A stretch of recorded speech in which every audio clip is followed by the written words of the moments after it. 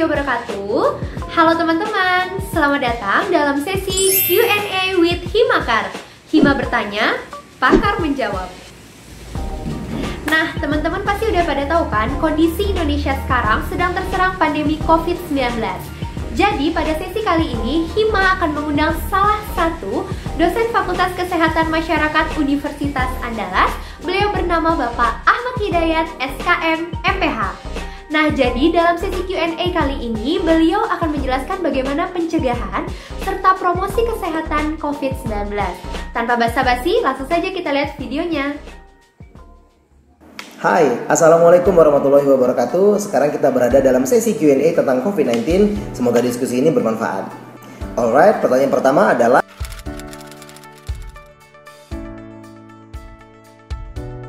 oke teman-teman, pertanggal 1 April 2020 telah terkonfirmasi hampir 1.700 kasus positif COVID-19 di Indonesia. Bahkan 157 diantaranya telah meninggal dunia. Angka ini sangat besar mengingat Indonesia belum lebih dari 1 bulan sejak adanya kasus pertama.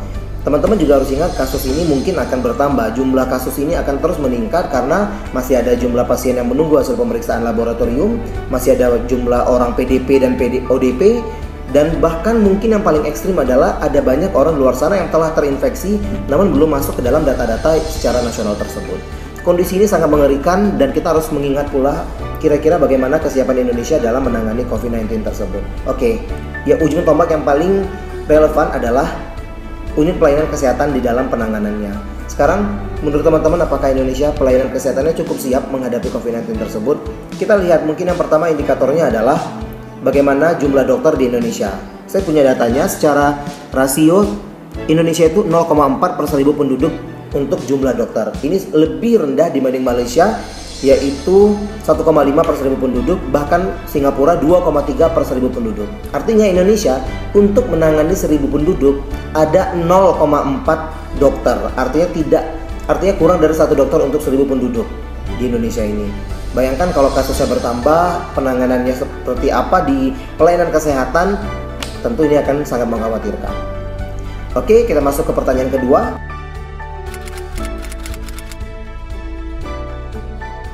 Oke, teman-teman, sebetulnya cara mencegah kita supaya tidak tertular dengan COVID-19 ini sudah sangat banyak sekali seliweran di sosial media. Teman-teman pasti sudah banyak sekali terpapar dengan informasi ini, tapi sepertinya masih banyak aja yang belum melakukannya ya. Yang paling sederhana adalah stay at home atau kita diam diri di rumah terlebih dahulu untuk saat-saat ini. Kenapa? Karena kita nggak pernah tahu apakah kita yang membawa virus tersebut atau orang lain yang akan menularkan kepada kita ketika kita berada keluar rumah. Jadi ayo sama-sama kita tekan laju penularan ini dengan stay at home. Di rumah ajalah dulu, jangan kemana-mana, karena kita tidak akan tahu kira-kira dengan cara apa penularan ini bisa terjadi di luar sana. Dan kalau memang kita harus banget berada di luar rumah, misalnya membeli kebutuhan pokok, makanan, atau hal-hal emergency lainnya, teman-teman upayakan untuk tetap menerapkan prinsip dari physical distancing. Artinya jarak kita dengan orang lain itu diperkirakan lah. Mungkin kalau rekomendasi dari WHO sekitar kurang lebih 1,5 meter ya teman-teman. Dan kita tetap menggunakan masker. Kalau batuk, mohon tutup dengan inside elbow, siku bagian dalam seperti ini. Kemudian jangan lupa pula kalau kita sudah berada dari luar rumah, perbanyaklah cuci tangan pakai sabun, karena kita nggak tahu ya di luar sana kita sudah menyentuh apa saja. Jadi itu adalah hal-hal sederhana. Selain itu, hal yang penting banget yang sering kita abaikan adalah menjaga imunitas tubuh, karena imunitas tubuh ini diyakini dapat mencegah kita dari penularan COVID-19 tersebut. Apa yang bisa kita lakukan untuk meningkatkan imunitas tubuh? Yang pertama, kita bisa melakukan aktivitas fisik. Saat ini lakukanlah aktivitas fisik di dalam rumah saja kurang lebih 30 menit per harinya. Teman-teman bisa cari di YouTube, di internet, dan lain sebagainya, kira-kira apa saja kegiatan-kegiatan yang bisa kita lakukan yang bersifat aktivitas fisik menengah atau sedang di dalam rumah. Kemudian kita harus menjaga asupan nutrisi.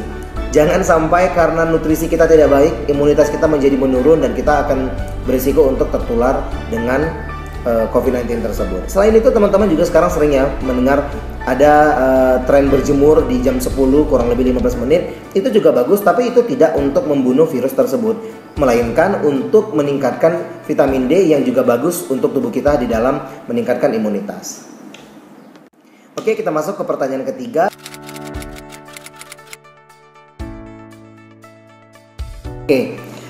Saya tetap memaklumi kalau kita memang harus melakukan aktivitas di luar rumah seperti yang tadi saya sebutkan, membeli barang-barang logistik yang memang harus dibeli atau hal-hal mendesak lainnya. That's okay.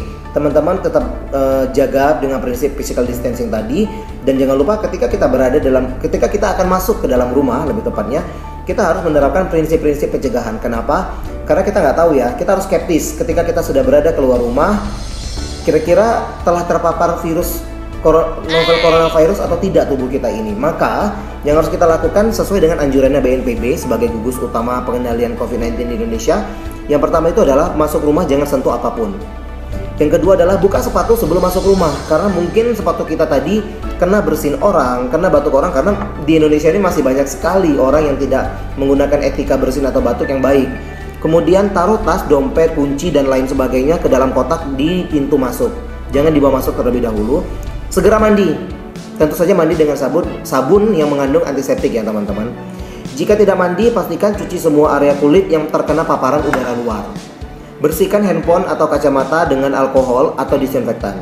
Teman-teman sudah tahu ya, kira-kira kita bisa membuat cairan disinfektan sederhana di rumah dengan apa saja. Nah, lakukanlah disinfeksi terhadap barang-barang tersebut, HP, kacamata, tas, dan lain sebagainya.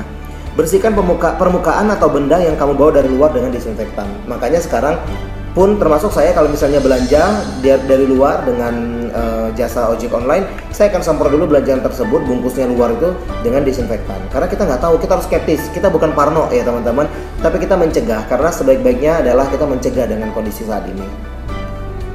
Baik, kita masuk ke pertanyaan terakhir.